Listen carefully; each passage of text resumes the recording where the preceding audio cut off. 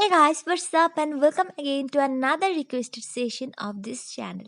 So today I'll discuss Emily Dickinson's poem named I Cannot Live With You. So this is one of the finest poems by Emily Dickinson.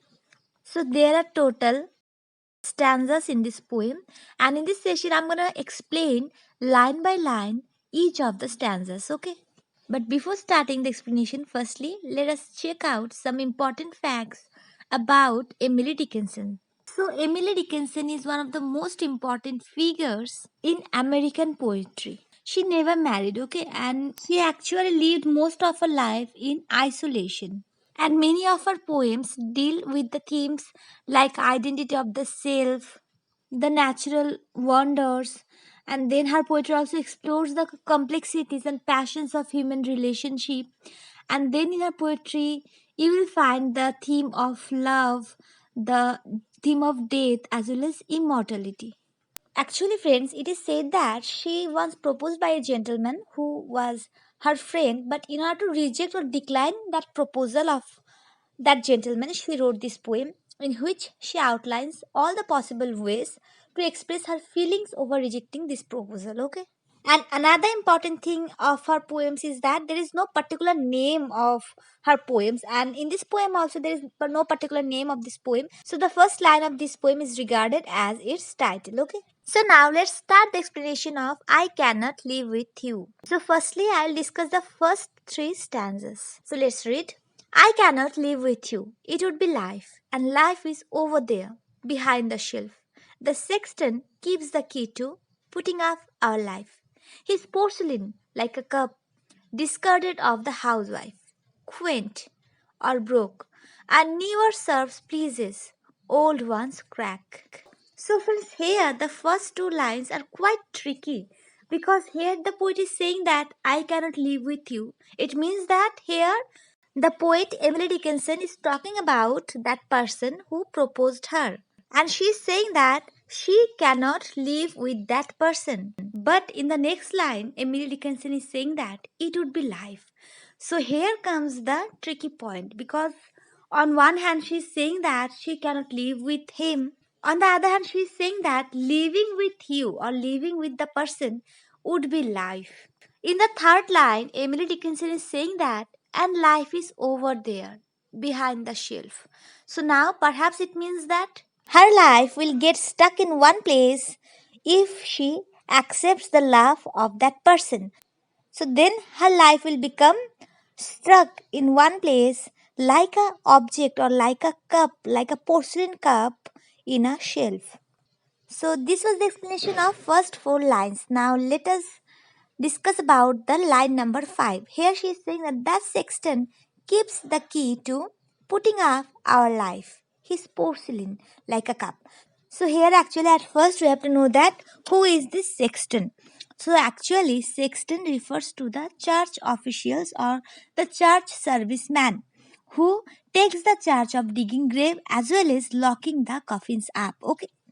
So sometimes in the past days, when by mistake one person is assumed as dead and that person got buried, then on their coffin a ring is attached. A ring means a bell is attached, okay?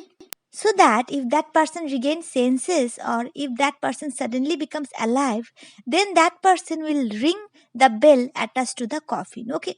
Then this sexton who are in charge of taking care of the graves, they will listen to the ringing bell of the coffins and they will bring the buried person out of the coffin, okay? So here the poet is saying that sexton has the key of her life too, because that sexton has the key of that coffin in which her life, or we can say her wishes and her feelings, are buried. And now here she is bringing the reference of porcelain cups. Porcelain materials are like crockeries or chinawares, okay, and they are quite soft kind of material and they break easily. So here she is saying that her life is like a porcelain cup or the crockeries, the chinawares that were kept aside in a corner in the shelf so that they will not fall down, or if these porcelain cups were broken, then the broken pieces are also kept aside in a corner of the shelf.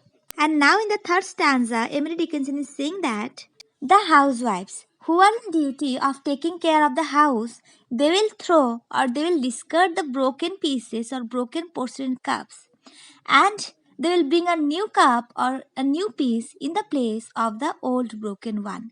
So likewise this her life or their life is also not so valuable. And likewise the old broken pieces of the porcelain cups, someone else could replace her or can take her place. So friends, here from line number 1 to line number 12, the poet is saying that why she cannot live with the person who proposed her. And now from the fourth stanza, the poetess Emily Dickinson is addressing the reasons that why she cannot die with that person also. And in the first stanza, she was saying that she cannot live with the object of her love. Now, in the fourth stanza, she is saying that she cannot die with the object of her love. So, now let us read from line number 13. I could not die with you, for one must wait to shut the other's gaze down. You could not. And could I stand by and see you freeze without my right of frost, death's privilege? So here Emily Dickinson is giving the reasons that why she cannot die with him also. So here she is saying that they cannot die together because one of them should wait or one of them must be alive to shut the gaze of the eyes after the death of one of them. It means that she has to be alive in order to close the gaze of her beloved or of that person who proposed her after his death. Or on the other hand, if Emily Dickinson will die, then that gentleman has to be alive in order to shut the gaze of Emily Dickinson's eyes. And in the line number 16, Emily Dickinson is saying that you could not. It means that she is saying that Emily Dickinson will be alive, but the gentleman who proposed her, he will die soon.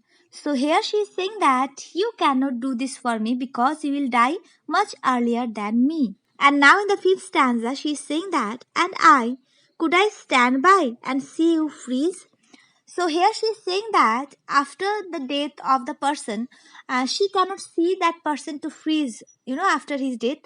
And then she is saying that death will not come to her so easily, and as that person, that gentleman who proposed her, he will die earlier than her, then no one will shut her eye after her death. That's why she is saying that she cannot die with him, or they cannot die together. So friends, after this we have our sixth stanza. So after giving the reasons that why she cannot die, why she cannot live with that person, now she is saying that why she cannot rise with that person after their death. Okay. So now let's read. Nor could I rise with you, because your face would put out Jesus's, that new grace, glow plain and foreign on my homesick eye, except that you than he shone closer by. So now in the stanza number 6, Emily Dickinson is saying that after their death they cannot resurrect or they cannot rebirth together. Okay, it is because his face, the face of that gentleman who proposed her, his face will shine like the face of Jesus Christ himself. And in the stanza number 7, she is saying that though the shining of his face will be plain, but for the poetess that shining will be very special. But her homesick eyes will not like that shining, because then he will shine much more than Jesus, or then she will praise him much more than Jesus. And in her life, she must give importance to religion than love. But if she will accept this love of that gentleman who proposed her, if she accepts this love, then love will be more closer to her, and that is not a right thing. Friends, here in the stanza number 7, he means Jesus Christ. Okay. So now let us read stanza number 8 and 9. They would judge us. How? For you served heaven, or sought to, I could not.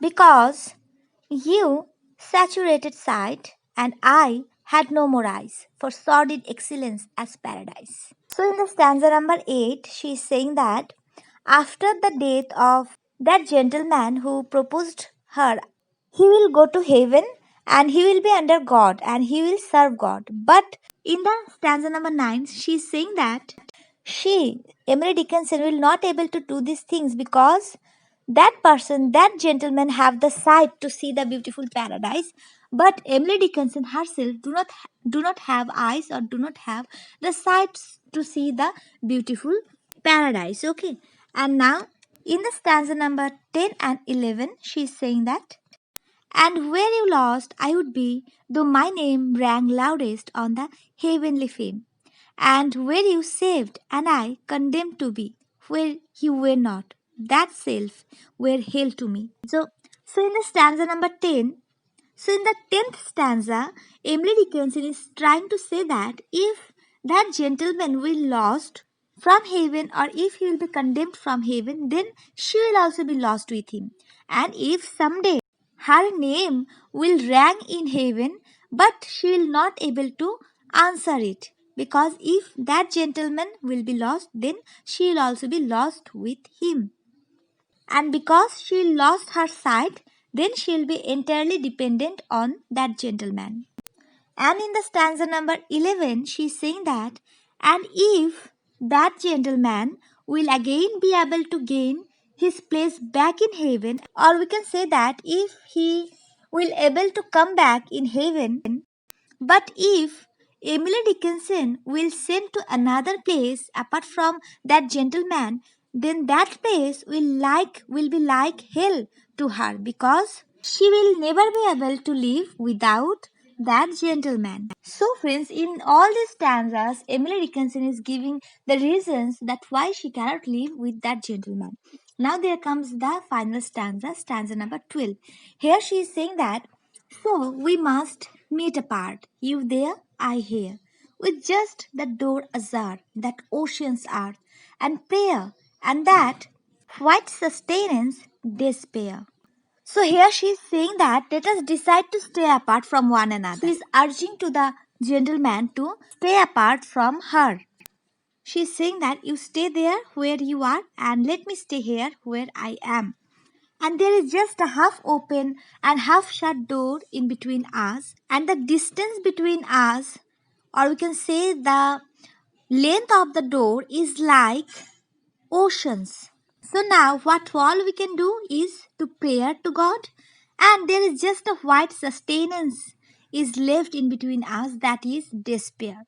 Friends, here white means pure and sustenance means support. So here Dickinson is trying to say that as now she herself and that gentleman, they are now like the dejected lovers.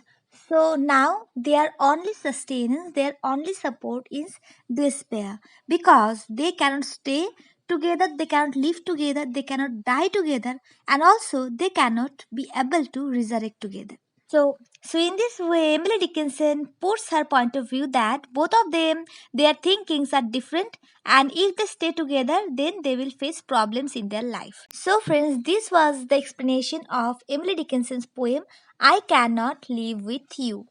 So friends, thank you so much for watching this video. And in the description box, I'll provide the links of some other videos by other creators on these topics, and they are quite good, so you can also check them out. That's it for now. Thank you so much for watching this video.